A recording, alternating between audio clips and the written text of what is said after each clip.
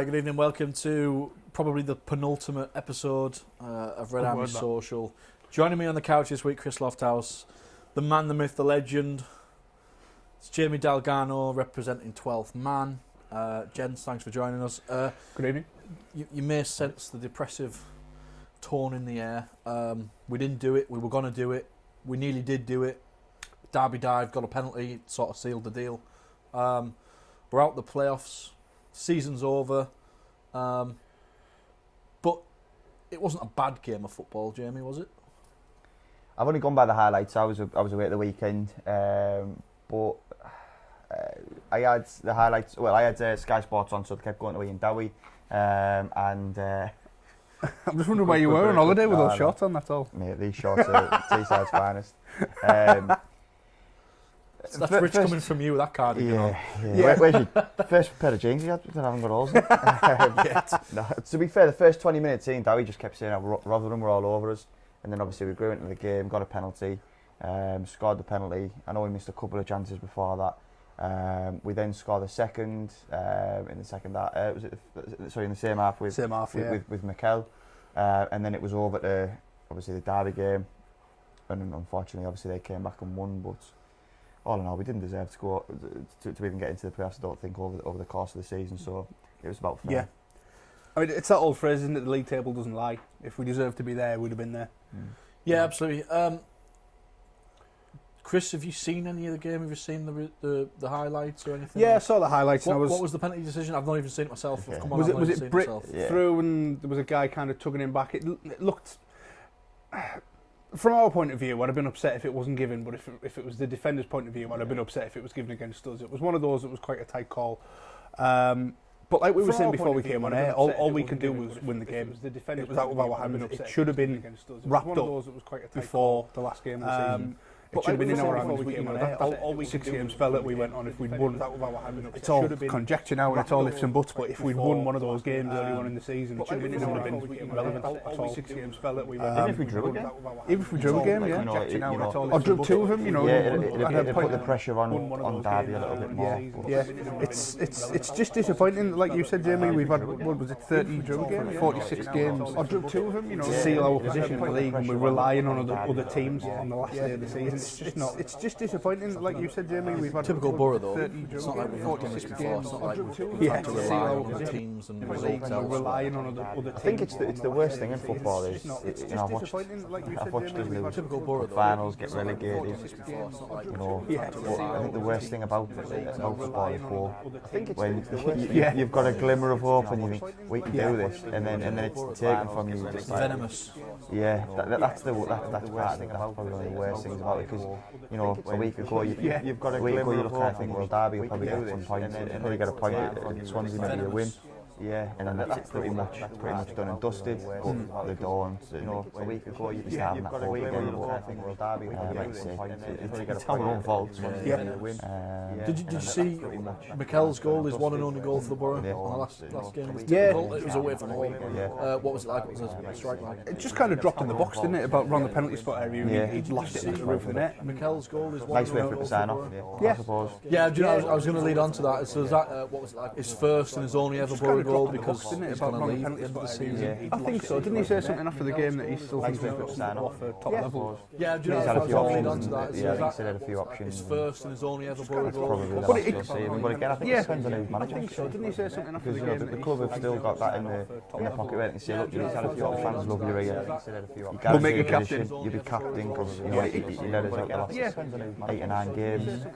It might be something to lure him, but I think you've got to get the right man in. Love you again back to manager. Because I suppose I think he's only just turned 31 or just turned 32, just a week ago or something. So if he goes to a top flight team, it's not going to be somewhere like Chelsea, Man City.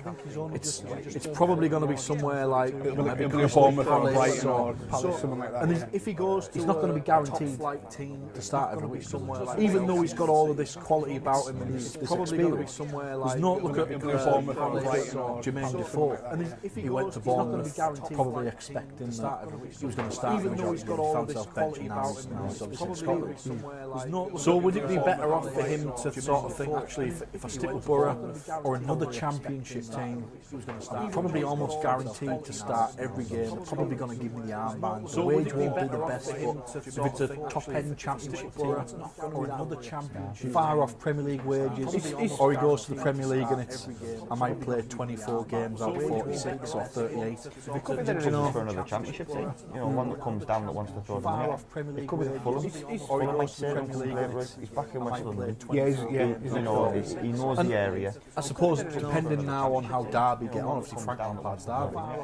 If they do go up, Frank Lampard's probably going to say, come join us. Come join me and Ashley. Yeah, and we'll do something. Depending now on It's before we went on to... If they do go up, Frank Lampard's before we came on air, we were having this discussion very similar me and Ashley about Darren Randolph as well. I mean, I don't think any of us would begrudge him if he left and went to a Premier League club, but if you go to a Premier League club, as a goalkeeper especially, if you go as a midfielder, you've maybe got 3 or 4 chances of getting in the team, or defender.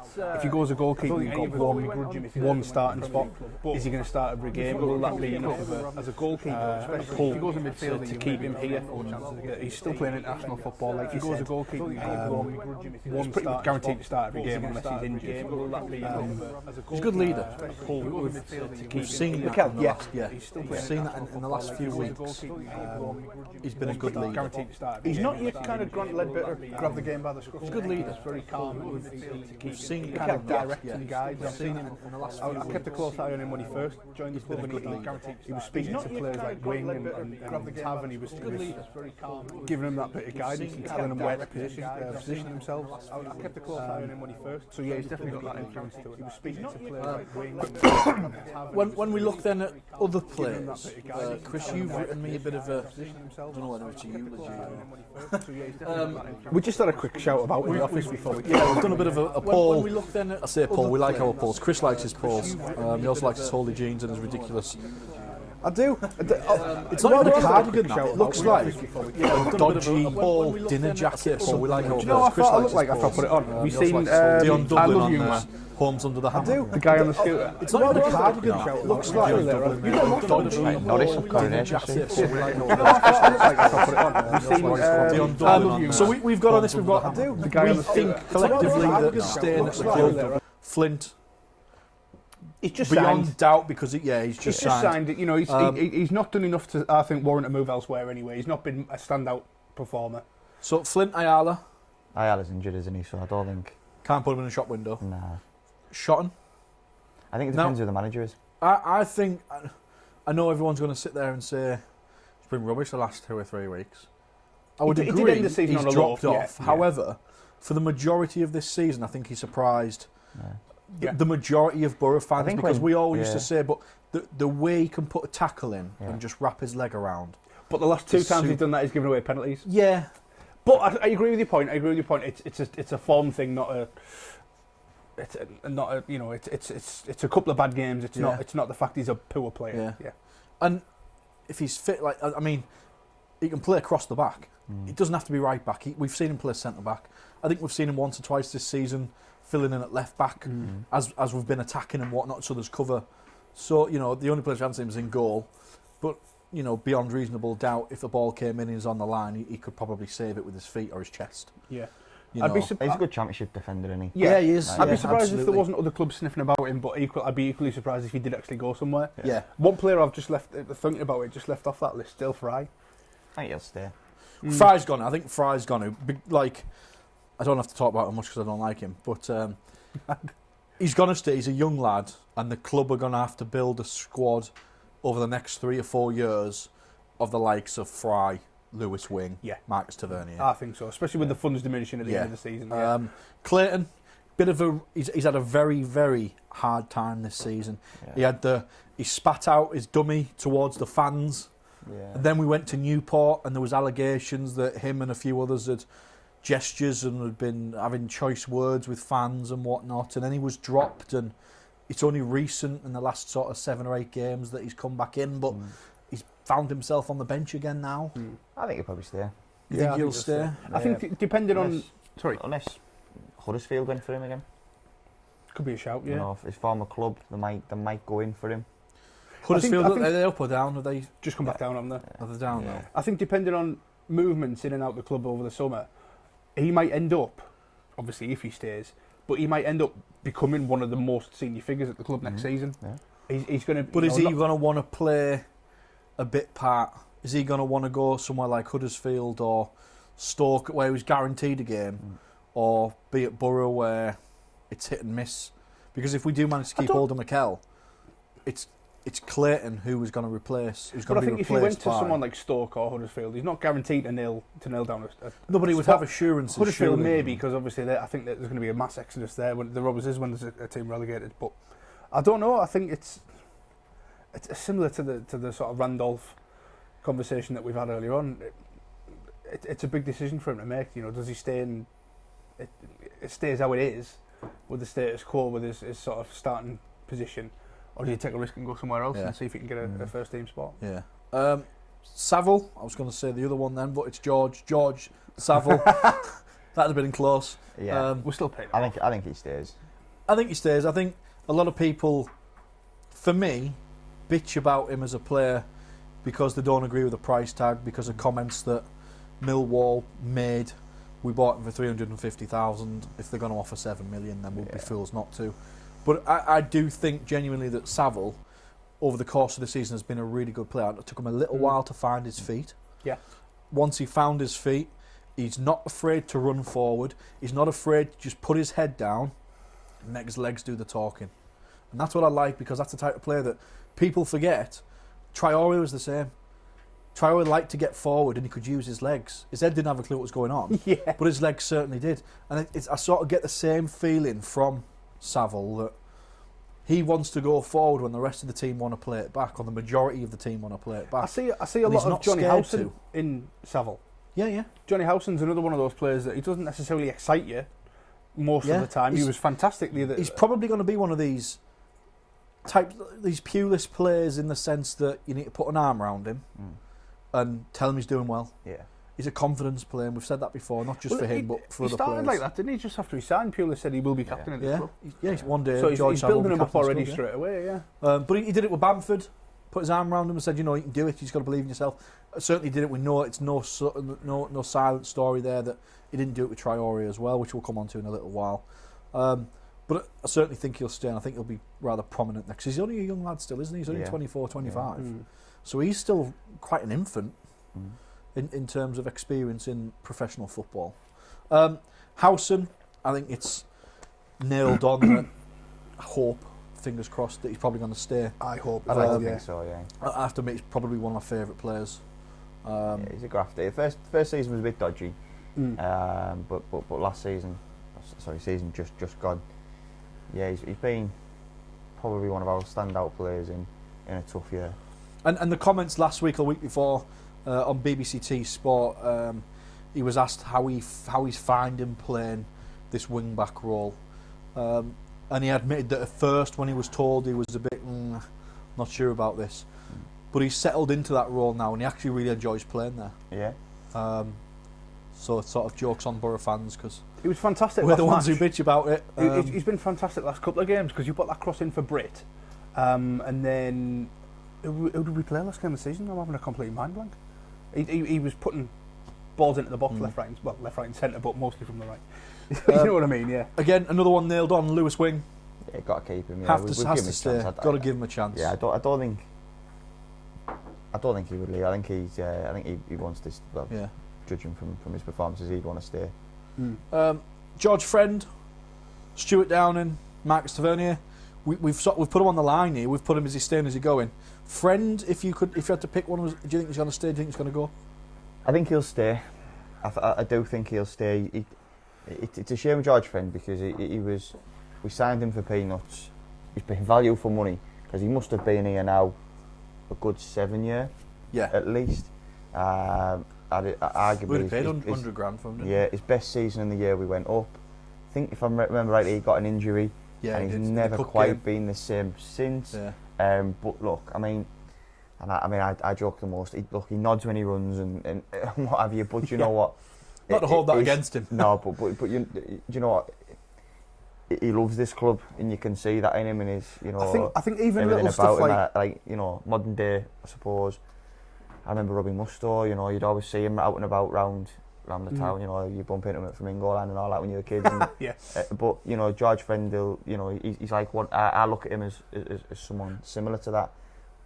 I just wish he was the player he was 4 years ago. I think, but I think he stays.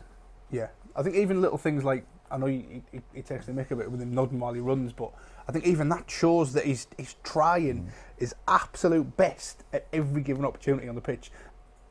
There's a couple of times maybe, especially when he'd just come back from injury, when I think we conceded a couple of goals where he wasn't quite as tight on his man. But believe me, no one has been as hard on him as he probably was on himself. Yeah. Because he, like you said, he's bursting at the seams to do well for the club, and for whatever reason, it's not quite happening. But we want it to. Do you think that George will become one of these Grant Leadbitter type players where he's going to stay at the club for as long as possible, and if Doncaster, I think is where we got him from, if they come in for him on a whim, he'll go back to them? Possibly, is it that sort of allegiance? He's a southern lad, though, isn't he? I think he's Cornwall, Exeter way. Farmer or something, isn't he? So I don't know. Child of a farmer. I don't know. Yeah. His dad sound actually. His parents are farmers or something. His He dad grew up on a farm. Yeah, but up yours. So I don't know. If it's one of those stories, eventually you end up where you grow up. I don't know who he'd end up with, but I think he will, like you said, stay here as long as he possibly can. Fair enough. Downing now. This is a tricky one. We all, to be fair, fully expected after this horrific debacle that has been Downing's contract dispute. That's what we'll call it. He couldn't play because they didn't want to extend his contract. Now he's signed a waiver, and now all of a sudden, post Rotherham, Tony Pulis is coming out saying that he hopes that he stays. There's chat. There's an ongoing conversation, and he may be here next season on a different contract. I think. What is? I'll let you take this one because I've got a bee in my bonnet over this. I'll let you take this one, Jay. Yeah, go on, Jay. I like Stuart Downing. I'm a big Stuart Downing fan. I'll be honest with you. I always like to see local lads play for the club. There's a lot of people who criticise him. He's come back to the club. He's on big money. He hasn't really done it. That's all you ever hear. And someone a couple of weeks ago put up where we stand. He's on 45 grand a week. But to me, I'm not bothered how much he's on because how much he's on now. He signed a contract to come back to the club, and the terms in the contract were you play so many games, you'll trigger a 1 year extension.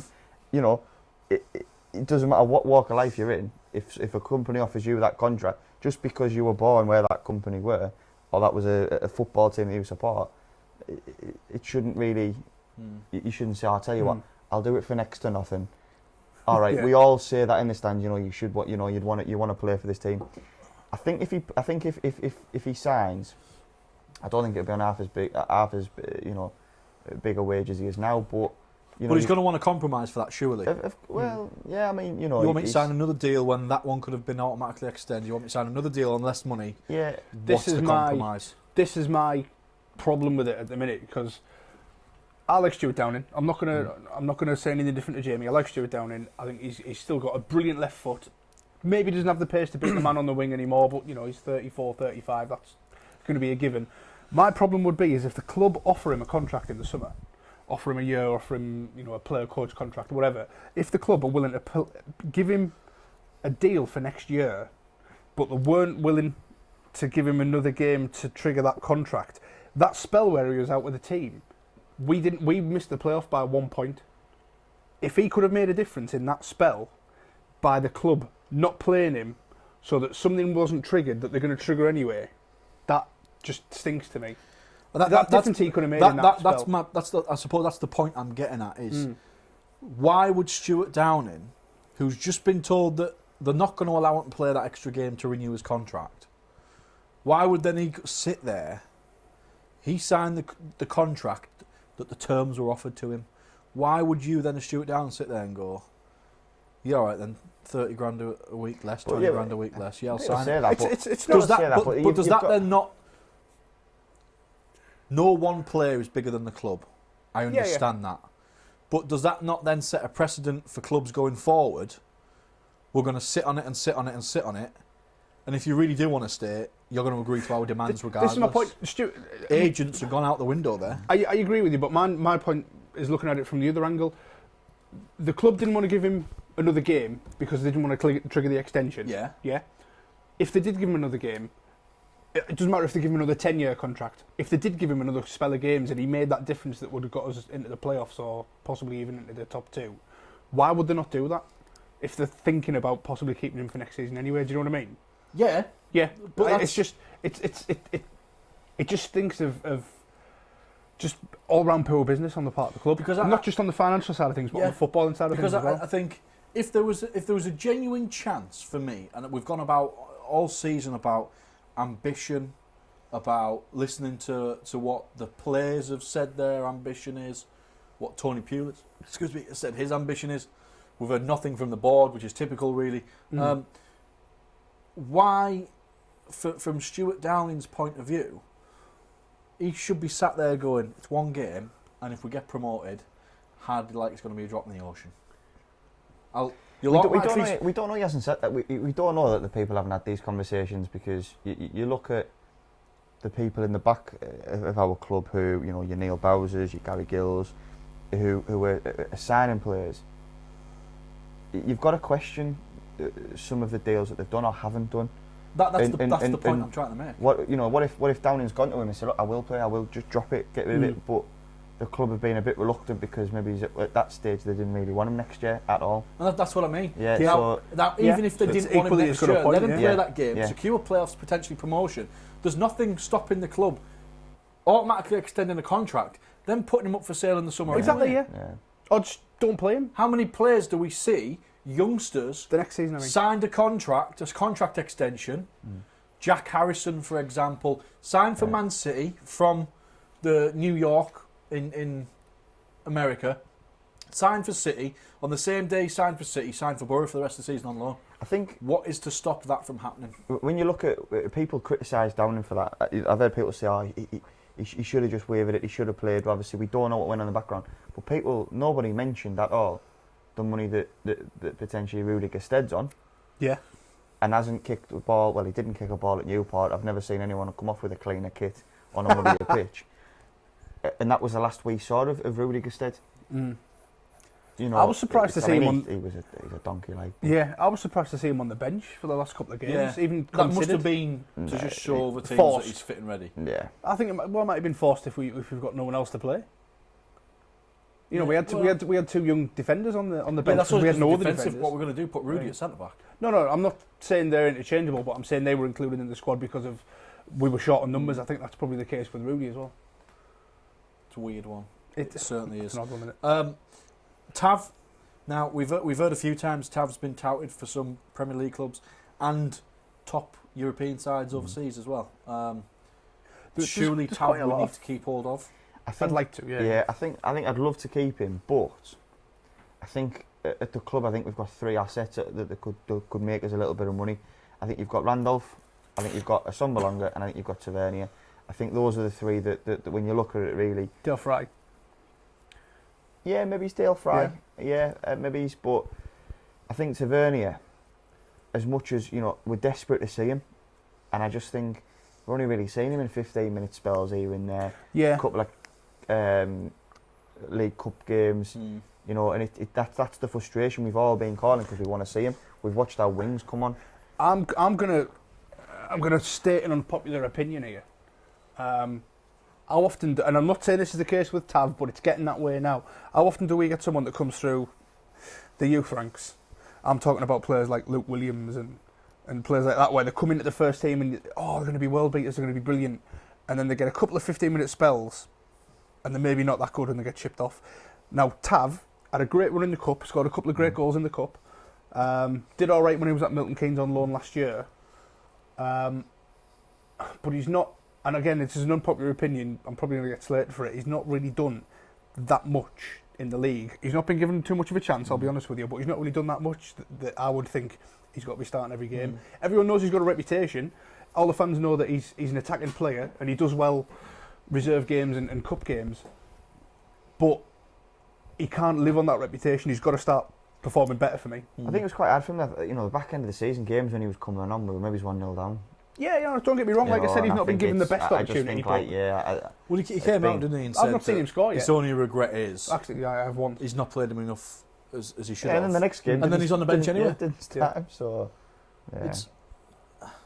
But there's a part of me that thinks there's a lot of people against Tony Pulis, right? A lot of people that sit there and say this is the worst football in 40 plus years. That is absolute bullshit. Yeah, no, we're seventh. Yeah. We finished 7th. We've fallen 1 point short of what was required. Those people clearly weren't around, or they gave up very early on when Strachan was in charge. They weren't sat there like I was, like you were, like other people were in the room, 7,500 people. What people are getting wrong is Tony Pulis is not to blame for everything. Tony Pulis isn't to blame for 49 shots in the box against Rotherham and nobody being able to get on the end of it.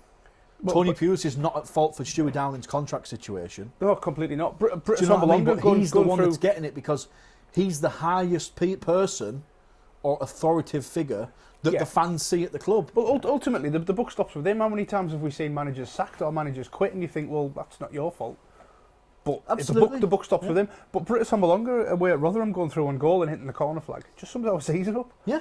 Completely sums our season up. And I'm not being... If we'd have played Rotherham at home, right, and Britta Sambalonga had no opportunities throughout the entire game to latch on the end of a cross. If there was no crosses in the box in 90 minutes, I would wholeheartedly stand there and say, Pulis ball, dinosaur tactics, it needs to go.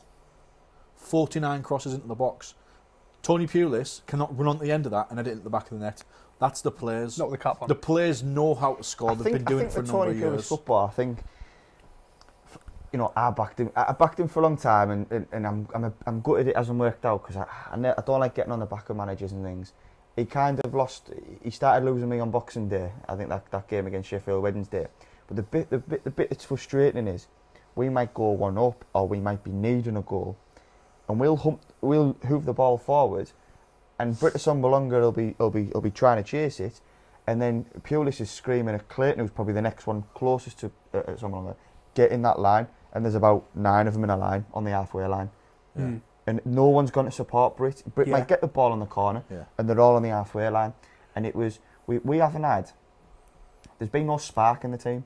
And if you're honest with yourself, if you look at the season, realistically, and you think back, I couldn't give you a game where I went, brilliant game. I couldn't give you a game where I went, which I will remember going forward in other seasons, where when you look at the year we went up before, I could probably name about 10 or 15 games right now. Yeah.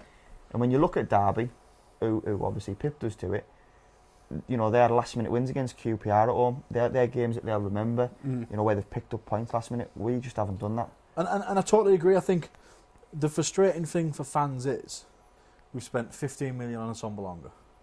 And I know we go on and on 1 in 3, we have a crack all the time about it, but if he'd converted, and I'm not saying I'll go like this with Britt. I'll go like this with him. It's been 50-50 whether he's going to score.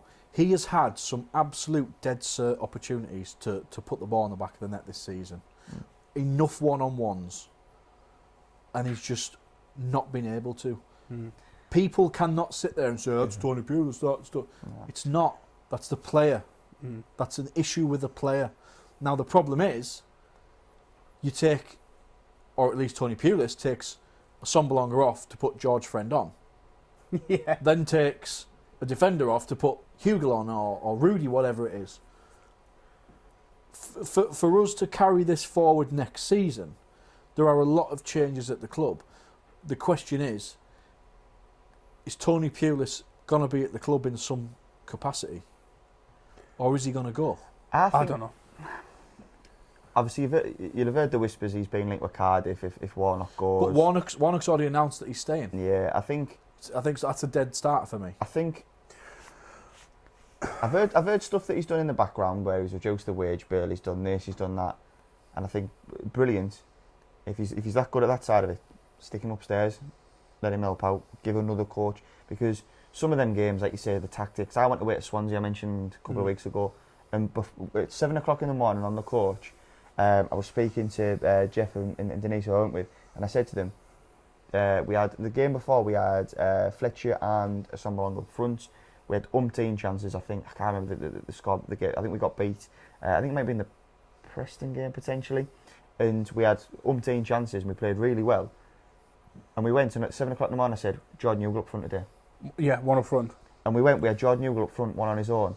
But what? Got nowhere near and we got beat 3-1. But Mark Ufano nailed it last week when he said other teams will know exactly that. Yeah. Other teams will know we're playing away, we'll play this type of football. We're playing at home, we'll play this type of football. They've got us sussed. But 100%. this, going back to this, you've mentioned it's purist football. Now, I struggle to see what people mean by purist football because we don't start the game in the first minute and right through to the 90th minute hoof the ball up.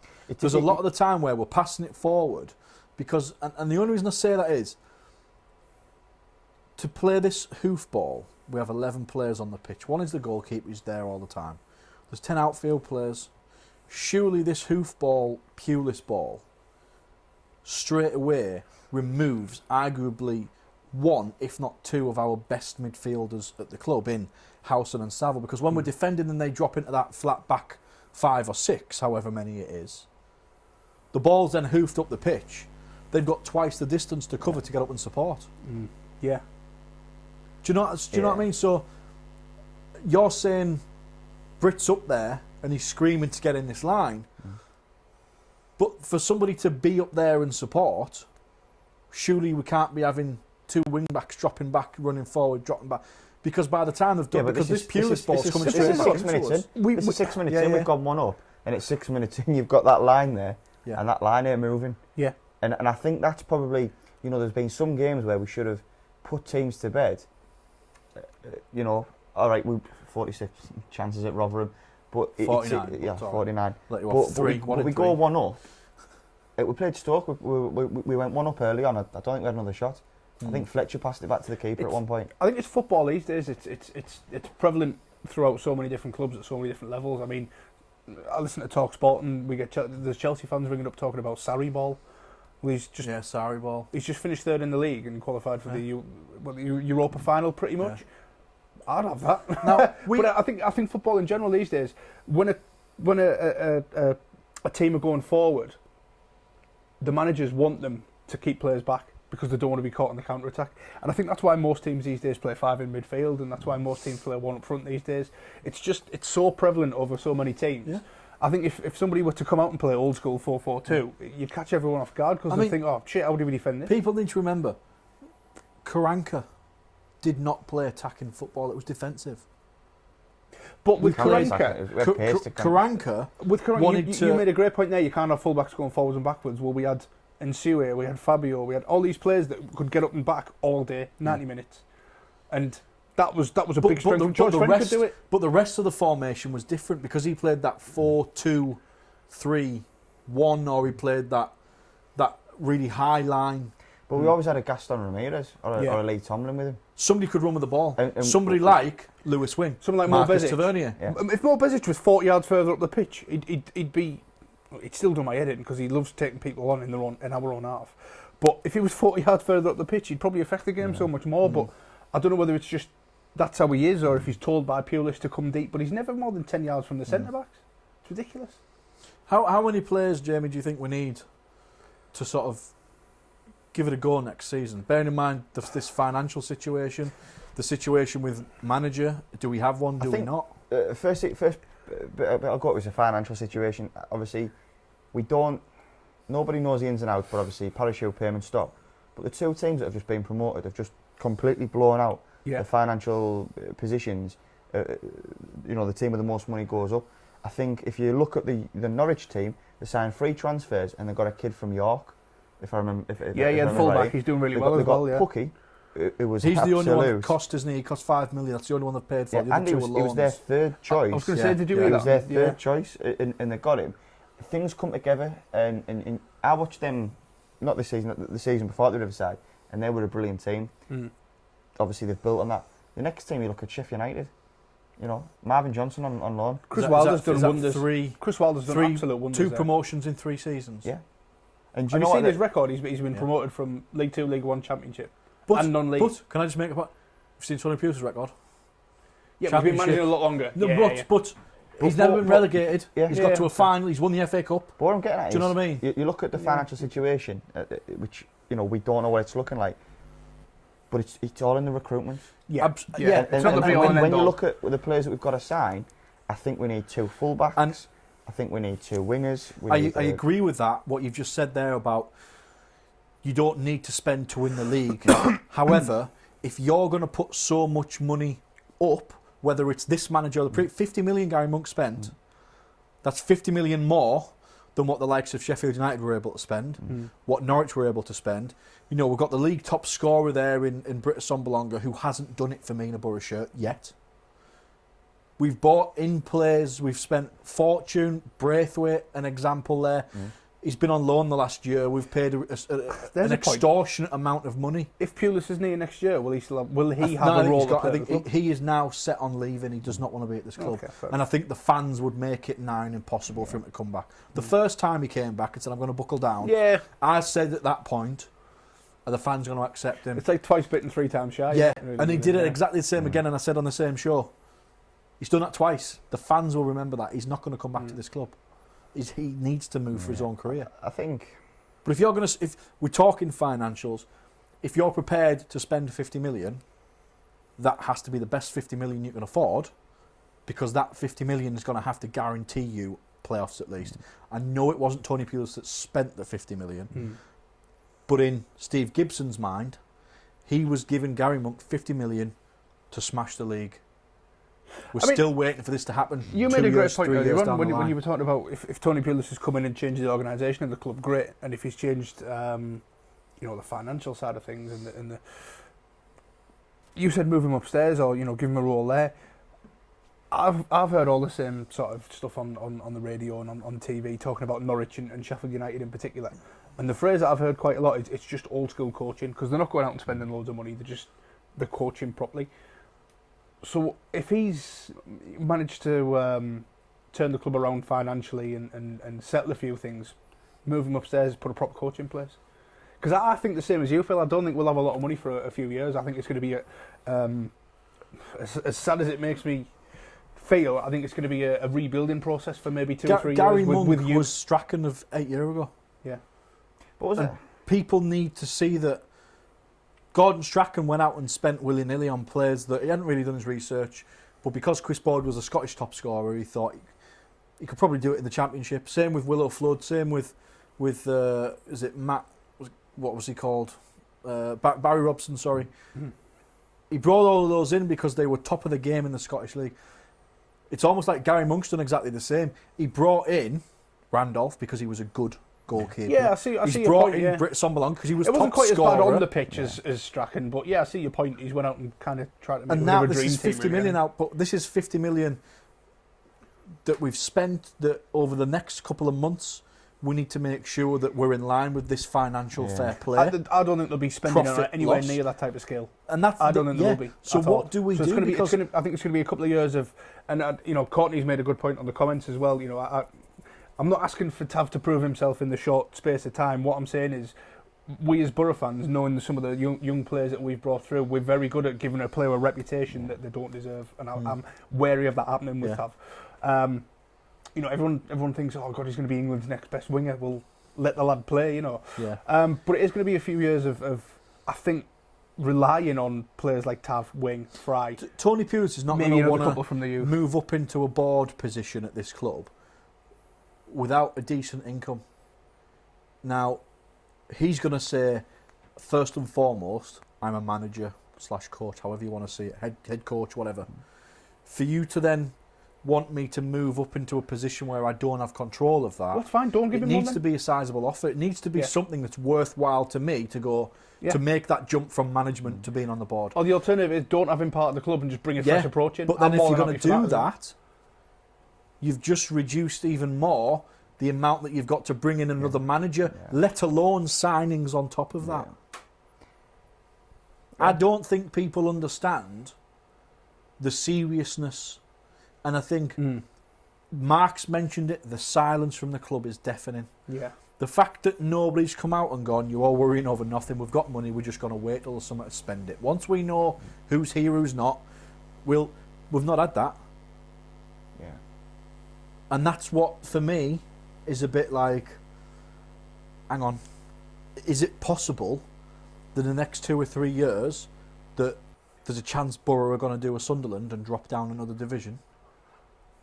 I don't know. I mean, look at what you mentioned earlier. It's not impossible. Look what's happened with Bolton. Yeah.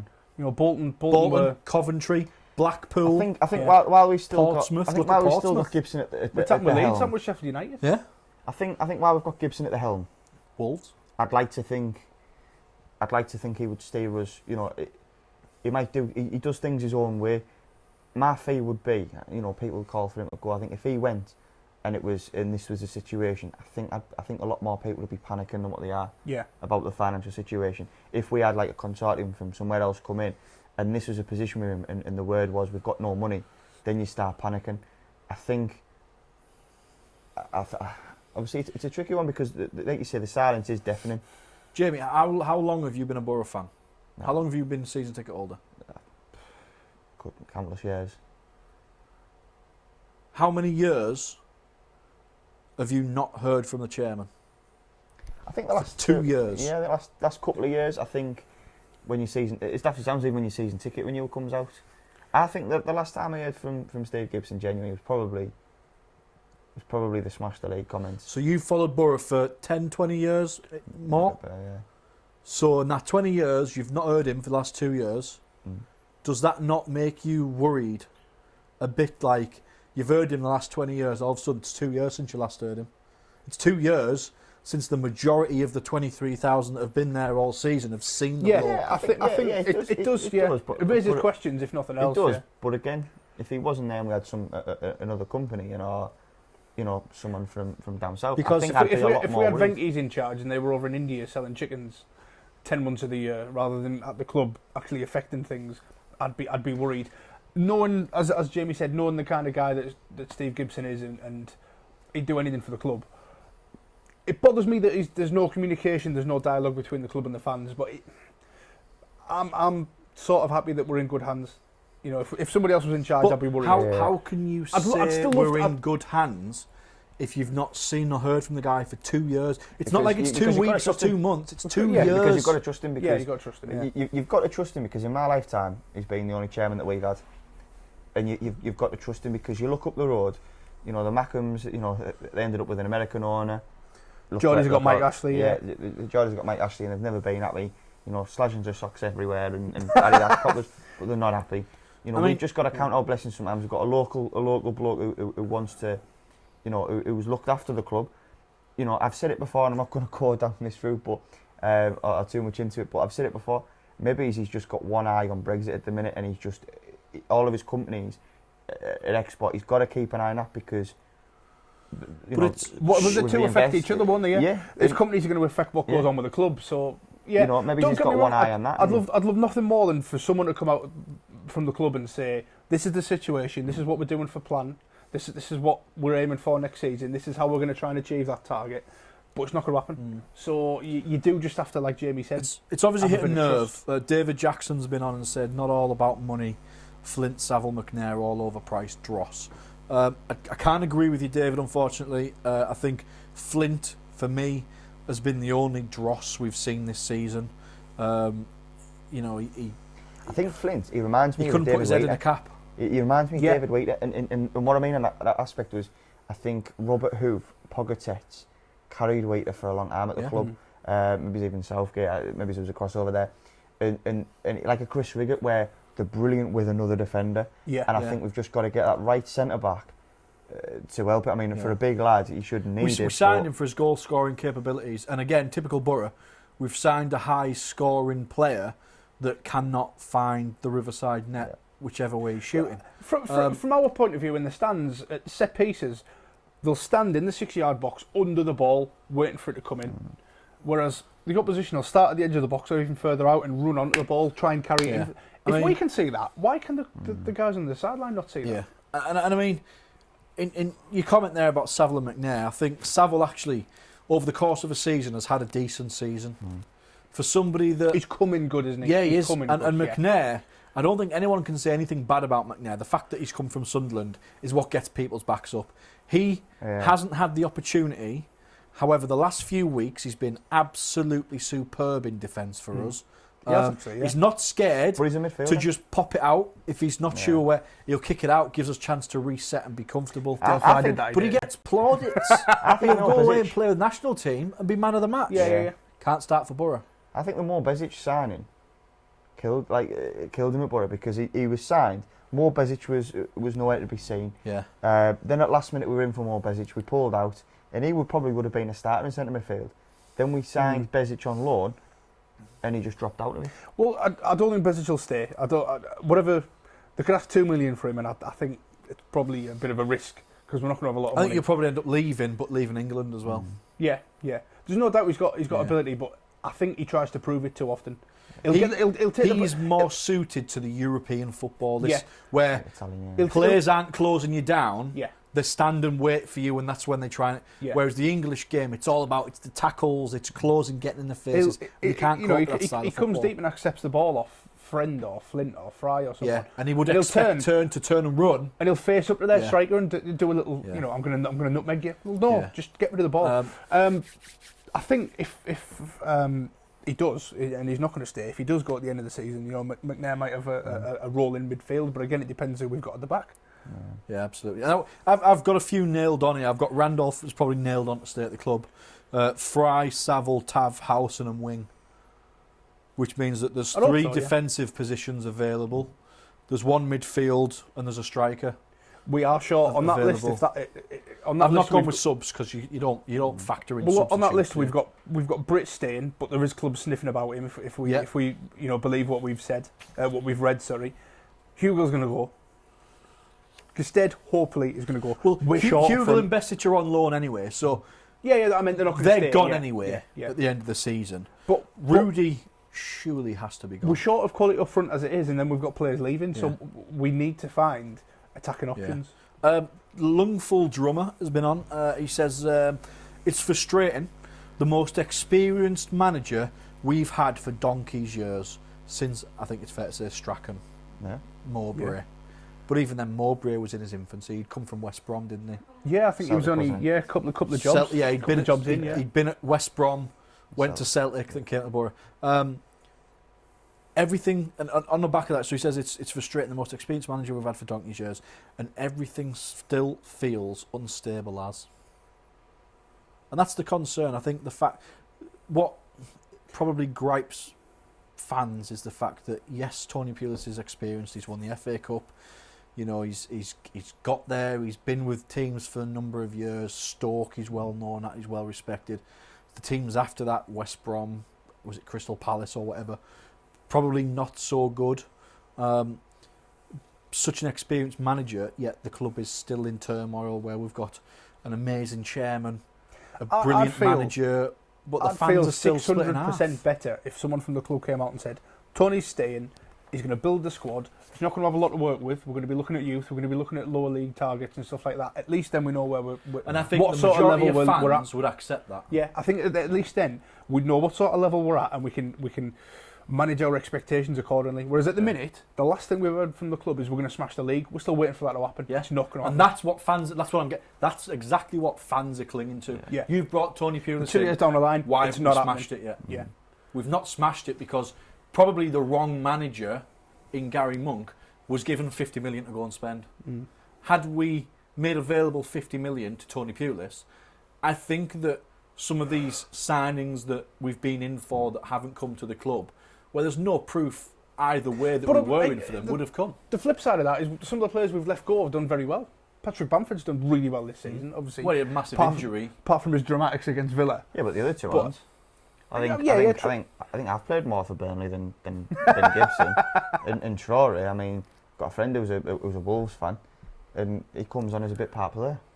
Yeah, eight starts this season. He's apparently going to be made available for a loan or a permanent move this summer. Yeah. But who's to say if they stayed here? Obviously, he'd have played more than 8 games here. He might have affected things. Yeah, I genuinely think that he'd have at least given us an option that we don't have. I never want to say that one player is good enough to take a whole team up. Yeah. But Traore got to the point, both on the pitch and in the fans' eyes, where we knew when he started to make a run that he was about to do something. he might have shot into row Z, he might have shot and put it out for a throw behind him, he might have fallen over the ball. But it got us excited because we knew that as soon as his legs start churning that turf, something's going to happen. Yeah. We've not had that, we've not replaced it. It was the same when we had Gaston. Even if it's just running to the back four and they panic a bit and there's a ball drops in the box. Yeah. It's something that we don't have. When Tomlin got on the ball, when Gaston Ramirez got on the ball, when Adama Traore got, you knew something was about to happen. We've not had that. No. Can we talk about potential targets yet? What time is it? 1:30. Yeah, go on then. Can I throw my special name out there? No, you can get lost. Chris is going to mention... we were talking earlier on about if Darren Randolph was to leave the club. Joe Hart available on a free. I'd rip his hands off. Yeah, but we'll end up with Jason Steele. You'd rip his hands off? Maybe no good as a keeper then, would he? Yeah. But Brad Jones has been touted to return. Have you? Yeah. No, but I honestly, I think it's an option we should... Ross Turnbull. Bless him. They went to Chelsea. I'd be very upset if it wasn't a at least worth 5 minutes of Tony Pulis's time thinking about it if Randolph was to go somewhere. Can I just interject there? Can we go back slightly, because somebody's just made a really good point. We were talking about Downing earlier. Sad to see Downing's Boro career end on such a low ebb.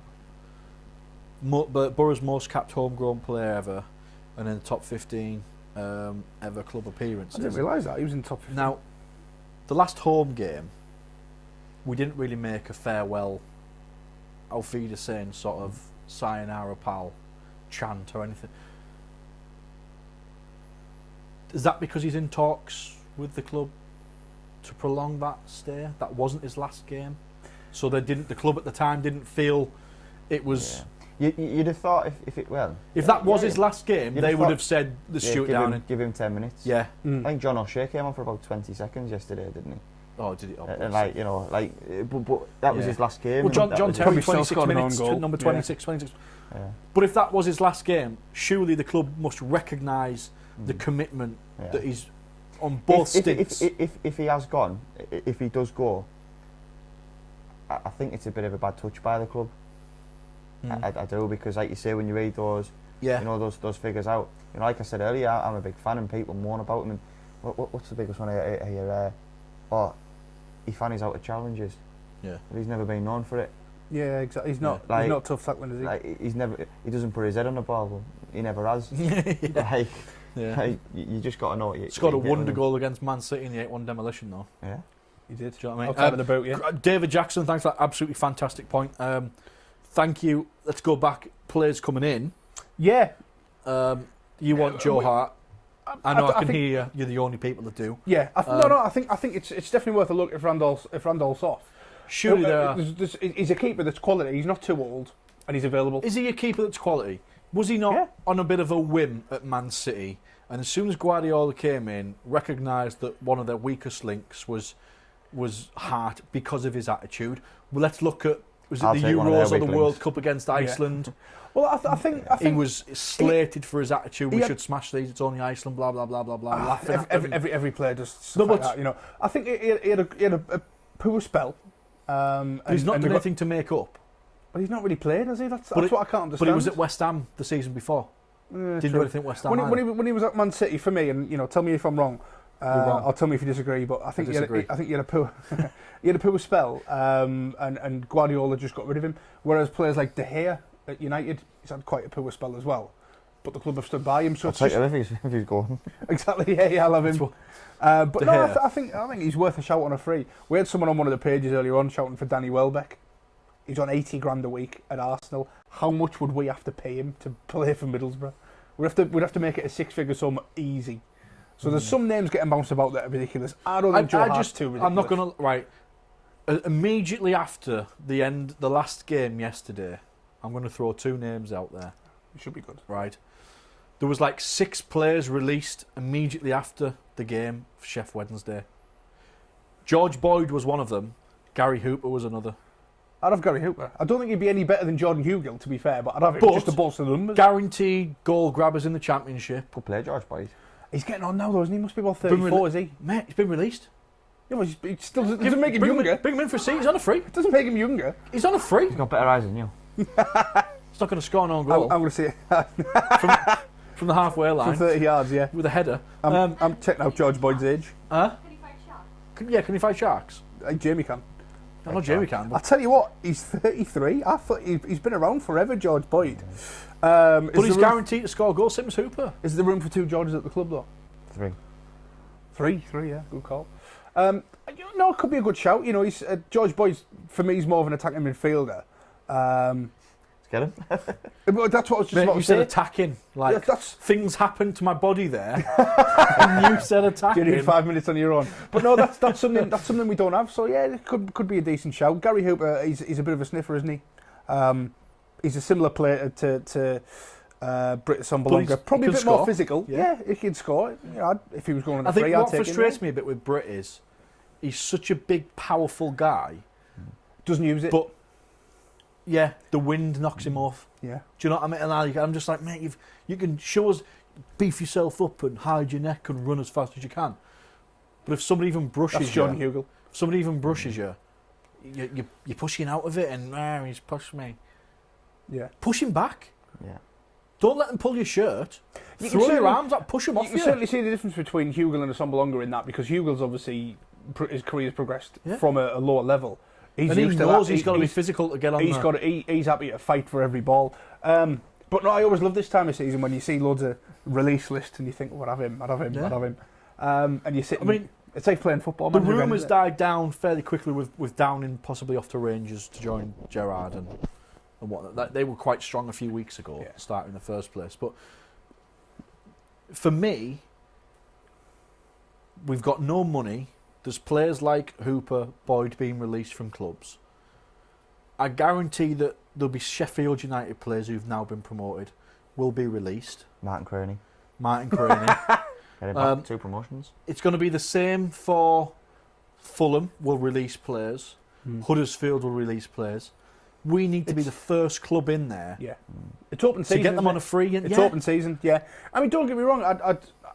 I'd be very, very, very surprised if there wasn't conversations going on before the end of the season. This is my target list if we go up. This is my target list if we don't. Surely they've happened. They'd have happened weeks ago. Oh, God, yeah. This is what I mean. You know, I'd be very, very surprised if they hadn't. But then, equally, I'd be surprised if manager of the club or somebody at the club hadn't identified, right, these are the players that are going out of contract. Have some talks with some agents. Let them know we might be interested. If that hadn't happened, I'd be because they'd be surprised as well. Teams will know looking around whose contracts are up and what. But teams won't. Middlesbrough wouldn't have been aware that the likes of Hooper and Boyd were going to be released from Sheffield Wednesday. They wouldn't have been aware. That just happened. So there will be a few gems. That's exactly what I was going to say. There'll be agents out there saying, right, well, I need to start having a word with some clubs in case he doesn't get offered a contract, because if he's not getting paid and he doesn't have a club, I'm not getting paid. So agents, simply by looking after themselves, will be, putting word out. Gary Hooper might be available at the end of the season. Would you be interested? Because I mean, when you look at the likes of Karanka's Nottingham Forest, Lewis Grabham scored some goals this season. David McGoldrick, Sheffield United signed on a free from Ipswich, who were relegated. Wasn't good enough to play for a team that's just been relegated. Now going to the Premier League. The gems are out there. That's what I'm saying. We need to really, and I think Tony Pulis, with his extensive knowledge of not just the Premier League but the Championship, will know players or know more about players than some managers at these teams now. This is where our the advantage. This is where our fantastic ex-FA recruitment team should come into play, but it doesn't, and it never has. To be fair, I haven't thought about players for next season. I haven't got past the manager. I think that's it's the biggest question. We can't have players until there's a manager, can we? That's exactly, And I'll be honest, if I thought that if Tony Pulis was going to go at the end of the season, I genuinely thought that yesterday after the game, either he would have announced, that's it for me, I'm leaving, or the club would have said, thanks a lot for Tony. His contract's now ended. I'm at the point now where I'm upset that we didn't make the playoffs, but I kind of resigned myself to that fact a couple of weeks ago because it wasn't in our hands. It would have been daft not to, really. Yeah. We all resigned, but we all had that little bit of hope. Oh, God, when West Brom equalised, I'm getting pissed off with myself. And then when Lawrence dived... They didn't win the game anyway, they were 2-1 up. But mate, now that 2-1 up. Derby were 1-0 up when they equalised. Wagon scored. Yeah, Mike Wagon. You know, he come back to bite us on our backside. Yeah. But what I was going to say was, I'm resigned to the fact that he is staying now. And if he is staying and we're building and we're going to mix a bit of youth with some crafty transfers, fine, crack on. Yeah. Tell us, get on with it. I would just I'd like someone from the club to come out and say, you know what? Yeah, Tony signed a 2-year contract extension just after Christmas. That's where the money went. Yeah. But we've rolled the dice spending a load of money over the last couple of years. It hasn't worked. He's done this. He's done this. We're going to do this. We're going to let him build a team. We're going to let him build a team for the future. But then I want to see him do that in pre-season. I don't want him to come out at the start or in January next year and say, you know, if I have one regret, it's not playing Tav enough. Then put him on the bench. I didn't get the signings I wanted. Well, you've got the players at the club. The biggest thing that concerns me at the minute is the club feels distant from the fans. Yeah, massive. And when you've got banners starting in the family zone, not in the red faction, not in the north stand, in the 12th man, not in the family You're zone. You're distancing yourself from this. Yeah, no, we did it. So you were playing Stewart Derby, weren't you? Yeah, Stewart Derby. What did you say? It was me who did it. in the family zone, that was the first banner, Pulis out. Yeah. And then they had that sketch where the stewards were chasing him, and they'd appear somewhere else. Was it the Benny Hill music? Yeah. So it started there. Then you've got banners out at the back of the south stand in the last game. Then you've got people going to Rotherham in dinosaur outfits. TP Rex hats on. Like that was quite funny. And then I was reading early on from someone who went to Rotherham who goes all over the place that at the end of the game, all the staff, all the players were out at the end applauding the fans, but no Tony Pulis. And there's just a big disconnect, and you just think the last time there was a big disconnect was Gordon Strachan. We brought Mowbray in to try and bridge that gap. Then he brought Karanka in, and Karanka, absolute masterstroke. He just brought everything together. So are you suggesting that to bring back the fans and the club in the same way that Mowbray had to after Strachan, Middlesbrough Football Club's going to have to appoint Bernie Slaven? No, not Bernie Slaven. No, I think he parts offside. Your face oh, Phil, shut up. I thought you were going to say. I like Bernie Slaven. I thought you were going to say Karanka then, and I was going to go. Well, yeah, but no, I see what you're saying. There wasn't even a big split. Ex-player. There wasn't even a big split or massive calls for his head when Monk went. You know, there was a bit of a rumbling. Nothing like what we've seen with Tony Pulis. I don't remember, booing before half time. But I'm still confused over the Monk sacking. I'm sorry, there must have been something in the background. I mean, there was rumours of Swansea. And our chairman, who he gives he gives managers time. Yeah. He gave Brian Robson as long as he can. Brought Terry Venables in. Something went on there. Something went on in the background, and obviously you can tell that as well because there was the big court, the threat of court when he went to Birmingham. Yeah, took all there was a bit of bitterness there, or there was something. So we'll find out in Gary Monk's autobiography in 30 years' time. That's when we'll find out what's happened then. Yeah, but like you've said, daughter out for a meal, but didn't like it. Red Faction didn't like it. But and that's why he went. It wasn't because of the football. Because I think we beat Sheffield Wednesday. Yeah, we won. Yeah, 2 days before Christmas we beat them 2-1. It was like on the coach on the way home. He'd been sacked or something. Had a phone call, whatever it is. People, there's a name out there. People keep screaming about it. I think it's the wrong reasons. They loved him for his passion, the fist pumps, the chest bangs, the flag on the back of the goal at Wembley. Leo, he's a manager out in Brazil. He seems to be doing all right. But could he step into management in the English Football League? And nobody could deny his passion. Yeah. And he has that special bond with the club now after the passing of his daughter and son or whatever. Yeah, was it sons or two daughters? I'd welcome it if he came back to the club, simply because he's the kind of manager that I think, and I'm not saying him in particular, I'm not saying give him the job tomorrow, but the kind of manager, he's a coach. He'll come in, he'll get players motivated, he'll get the fans on side, he'll get the players wanting to... He will get the players half as passionate as he is, and that's a hell of a lot of passion, even half as passionate as he is. He won't want to come in and say, right, I need to sign that player, I need to sign that player, I need to sign that player. He won't want to come in and say, gives a blank checkbook. He'll want to come in and he'll want to manage and he'll want to coach. Yeah, he's going to come in and say, you want to play for this club. And if we're going through a spell of rebuilding and using the youth, he's come up through youth ranks as a coach. So he's used to doing that. I think, and the only reason I've mentioned Leo is because. Is it because I commented earlier on? No. There are a number of experienced managers currently out of a job, so we're not going to have to pay their parent teams compensation packages. But if we were to sign this, is it Jakupovic or Jukanovic, ex-Fulham manager? Yes, we don't have to pay the club, but he's going to want a sizable wage. But if we go want a sizable like transfer you fund say, as well. like you say, like the Cowley brothers, if we sign a manager that's only really managed a youth team at another club, people are going to go like Woodgate, Liverpool, whatever. Yeah, I'm not. Leo in a different country with, I think it's the under-21s. The severance package is not going to be as high as what it would be to say sign Jukanovic, who is a free agent, but he's going to want a sizable wage bill.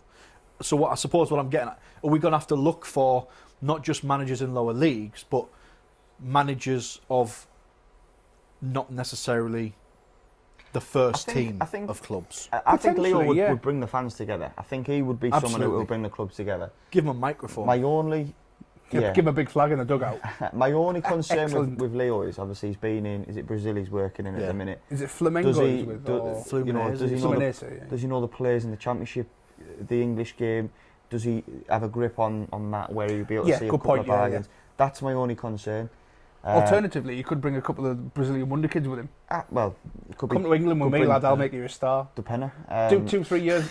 Yeah, exactly. That's been on the tip of your Depender. Yeah. Come to England with me. We'll give you 2 years, and you'll go to Arsenal. Everywhere you go, wasn't Depender supposedly one of his signs? It wasn't like you need to bring this guy in. Yeah. Well, don't have him scouting then. Just get him. You said there about managers available, and we were talking earlier on. I think I've got. Obviously, I never counted in at Leo because I didn't even think of him. But there's 3 managers out there that they're available. Leave the best to last. Leave the best to last. I think the 3 that you've got there is Nigel Pearson, ex-Boro captain. Okay. Set the foundations. I'm not going to say we're going to do a Leicester, but he set the foundations. He picked up Vardy for 100 grand. You've then got. I think he's probably unfairly overlooked. Yeah. In the success that Leicester have had, yeah. I think then you look at a bit of a, one out with the blue. Mikel Arteta at Man City could do a Karanka potentially. He's got a lot of connections at Arsenal, Everton, and Man City. Massively thought of at Man City. Plays nice football. Goes back to Phil's point of we might not be able to bring in another manager. We might have to give someone else another manager. Like we had to with Karanka, basically. Yeah. We've done it for. He was a number 2. We've done it for a few gaffers, haven't we? Steve McLaren. Another example. Robson, Southgate. Yeah. But then there is one that I look at and I might get slated for this. Can't wait. I might get slated for this. Can't wait. But I just think that he's cheap. Everything's set up at the club for him. I thought you were going to start looking. He's cheap. No. He's fat. No, Ian Holloway. Right? And the reason I say that is when you look at everything. Yeah. Curtis Fleming was his number 2 at QPR. He's at the club. He's worked on budgets. He's had 2 promotions. He would get the feel-good factor in the team because it doesn't seem like there's been a feel-good factor about the team. And I think he'd walk over broken glass to get here. So, all I'm going to say is I've heard it from a very reliable source, i.e. Ian Holloway's mouth himself, on 5 Live, that the reason he's not gone straight back into management after he was released by QPR is because they're still paying his remaining contract because they have to. But his severance deal was that good. He doesn't think a team in the Championship would be able to pay him enough for him to sever that package from QPR. But it might not be about money though. If it's the right opportunity and he thinks Curtis is there, Curtis has told me all about the training ground, Curtis has told me about the ground, Curtis has told me about the fans. The players are there. I can go and I can make something happen. I can get this team up. If that's the right opportunity for him, he'll take the opportunity over the money. I think. You've got to sell him. But there's got to be a good lure there. Yeah, there's got to be hook, line, and sinker. He's going to want money. You'd pay him the going rate. Tell him to give him a chicken pen or something, or he can park his Max and Paddy on the back of her with. Are you saying he's a pikey? With that daft hat on his Peaky Blinders. I tell you what, I'd have him for all the reasons you said. I'd have him because, like you said, he's won stuff. He'll get the team on side. He'll get the fans on side. He won promotion with Blackpool. That's what we want. That's what we want. Yeah. You know, people might be out there and say, "Oh, what are you saying him for?" But you know, he would be funny. He would be funny in his interviews, wouldn't he? If you win something. Yeah. Remember when he used to talk about his wife and being in bed? But he was brilliant, wasn't he? He's Ronaldo. He's the anti-Gary Monk. He's full of passion. Yeah. He's the anti whatever we've got going on with the club at the minute. He's the exact opposite. Exactly, yeah.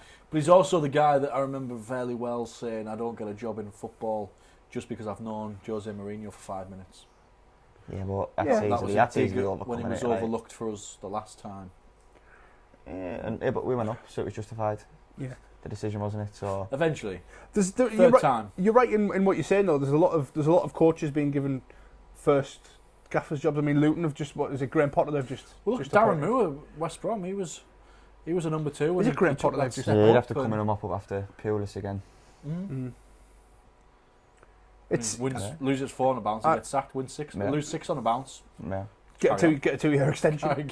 Yeah. I'd be happy with Ian Holloway. I'd be happy with him. Look, at this point, it's all conjecture. I'm not going to say who I want, who I don't want, because I don't know. What I would like to see is Tony Pulis, if he does stay, give him a fair crack at the whip. Yeah. Give him some money. Like I said earlier on, players in that he wants to bring in. If we said, look, we're going to give him 2 years and he's going to have this to play with, you know, they don't have to tell us the exact figures, but if the club come out and say it's going to be tough, you know, we're not going to be possibly one of the front runners. We're going to be working on this. So we're going to bring you through. Yeah, fine. I'd give him that opportunity. But we've been expecting instant results for the past 2 years. Yeah, we have. We've expected him to come in and just be like, we're going up in first place. I think we're going to be 10 points clear by end of August. I think we're going to go straight up. If fans' expectations, my expectation personally has changed. I'm not expecting us to challenge next year straight away, unless there's massive changes in the summer that we don't see coming. But if fans' expectations change and we kind of accept the fact that it's going to be tough, but we can do it, maybe not straight away, it might work. We might be a bit happier. I mean, Neil Diebold's come on. I'm not quite sure where this fits in. He said passion doesn't equal results. Probably talking about Leo. Yeah. I agree, Neil. I do agree, but I also think that whilst passion doesn't, getting the fans on side goes a long way in turning attitudes and mentalities even just getting of the club all around. The players on the same page. Yeah, that's what I mean. Yeah. We cannot start next season. I can't even say what's your predictions for the. We cannot start next season with the fans being so, you know, disparate as they are at the minute, and with a club that isn't talking. And I think fans need to hear something from the club all summer. Whether that's to say he's left or he's signed. It'd be alarming, and it's sad. I don't like getting on managers' cases, but I think it would be alarming to the club if they announced Tony Pulis their first home game of the season. I think if you that'd look be far too late. It'd be far too late. It's the opportunity for the fans to be. Say they announced it now. Yeah. That first home game. How many would go? Yeah. How many would attend? It'd be volatile. Yeah. But it depends. If we went one down or something. If they announced it now and we went out and signed Mikel permanently, a creative midfielder, a striker that can score goals, then that we'd be thinking as fans, I hope we've got a chance here. Yeah. You know, we'll have a good goal. Mikel, Crouch and Walters. I was just about to say that. So is that you saying that you need to bring in Crouch as a goal scorer? But this is my point. You were talking about Stoke earlier on, and it popped into my head. I was thinking he must have played more than one up front. He didn't play Peter Crouch up front on his own. He must have had players playing off him because he was pinging balls up to him. Well, so this is at the time, this is the tactics Fuller, that Charlie Adam. Triple Charlie Adam was Blackburn, wasn't he? Yeah. Blackpool thinks he can throw as far as shot. It's I don't know. Leo's remember Rory Delap? Leo's an interesting prospect. Yeah, Leo's an interesting prospect. Even if you brought Leo in as part of a coaching staff, that would bring the fans and the club closer together. That would be a very sticky What about plaster. Leo with Karanka as his assistant? I was going to say that earlier. Bring Leo in. He might just bring a few. Bring Karanka in as director of football. Yeah. Gents, we're going to end it there purely because there's no game at the weekend. Unfortunately. Fortunately. So I'll go with with a slightly different prediction then. Pulis, will he be here come August, Jamie? Yes or no? Yeah, I think he will. Chris? I've changed my mind. I think he will. Yeah. I'm going to say it through gritted teeth and agree with Jamie. I think he will. Well, we can end. Yeah. We can end the show there. Chris can give his cardigan back to Courtney. There's one more show left from us this season. Dave still doesn't want us to announce Red Army Radio, so I won't. But that there'll be a bit of a thing in the coming weeks about that. Yeah, keep an eye on your Facebook feeds and all that type of Facebook. jazz. Yeah, we'll announce Red Army Radio. If you didn't hear that, Red Army Radio will be launching start of next season, covering all sorts. There'll be football every day. There'll be alternative commentaries, match day lives. There'll be phone-ins. There'll be everything you can think of. Red Army Radio. And music. Bit of music. Yeah. Bit of music. Did I not mention the music? Yeah, you did mention the music. Yeah. Dalgarno will probably make an appearance, but until then, we'll see you next week.